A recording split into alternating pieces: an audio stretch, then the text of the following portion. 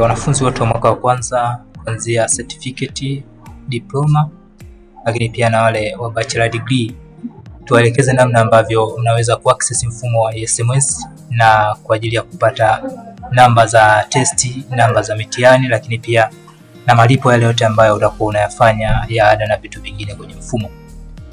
Pale ambapo utakutana na taarifa yetu kuhusiana na login, na link tutakuwa tumewawekea kwenye posta zile ambazo tutakuwa tumewapa. Bonyeza ile link, itakuwa inakupeleka moja kwa moja kwenye uwanja wa kujaza taarifa zako. Utakutana na mfumo umefunguka kwa namna hii, ukiwa umeandika Student Management System, username, lakini pia na password. Username, jaza registration number yako kama ambavyo umepewa. Wewe ni wa certificate, anza na basic technician certificate. Lakini wewe ni wa diploma, anza na OD kuendelea. Wewe ni wa bachelor, anza na B kuendelea, kutokana na ile registration number yako inavyoonyesha. Usijaze ile registration number ya mwenzako. Mfano huyu ambaye niko naye hapa ni wa BIT. Utajaza registration number yako kama ilivyo 131, kisha andika mwaka wa masomo 2025 kama ambavyo inasomeka.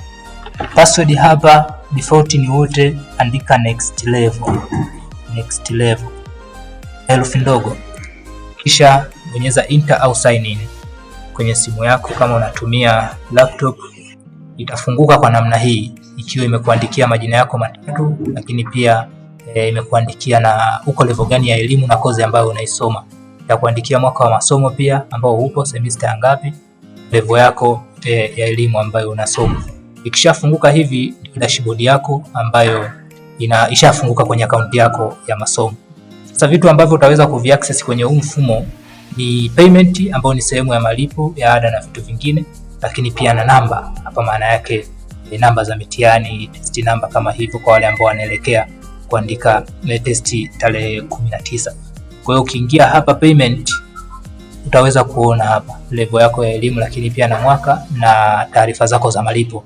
Tuition fee utaiona hapo ambayo umelipa na ambayo bado hujalipa. Kwa hiyo kwenye kuona malipo yako utayaona hapa na namna ambavyo yameelezewa katika muktadha mzima wa deni lako, lakini pia na ile pesa ambayo umekwisha lipa na jumla ya pesa zote hapo. Lakini hapa kwenye namba ni pa kutolea namba za mitihani. Kwa sasa iko test number hapa, maana yake tunaelekea kwenye mitihani ya majaribio, test, progressive test. Kwa mwanafunzi wa diploma, bachelor degree, unaweza kaingia kwenye mfumo kwa wale wa mwaka wa kwanza, na kwenye namba hapa utaona imeandikwa test number. Kwa hiyo utabonyeza test number hapa, na itaweza kupeleka kwenye namba yako ya mtihani. Ita download kama hivi na utakuwa umeweza kuiona hapa. Hapo unaweza kawa unaisave kwenye simu yako au kwenye laptop yako, whatever utakapokuwa device ambayo utakuwa umeitumia. Hivyo ndivyo ambavyo inapatikana namna hiyo. Lakini hapa masuala mazima ni profile wewe mwenyewe kuhusiana na taarifa zako za SMS na vitu vingine. Kwa sasa kwa mwanafunzi wa mwaka wa kwanza, unaweza kuaccess namba yako ya mtihani, test number, kutokana na vile ambavyo itawekwa. Sasa hivi tupo kwenye test number, itafika sehemu ya UE, mtihani wa semester, itaiona hapo pia itakuwa imewekwa. Itafika kwenye supplementary pia utakuta imewekwa. Sehemu ni moja tu, namba ambako unaweza kudownload. Sasa hivi category iliyopo ni test number, lakini itafikia kwenye UE.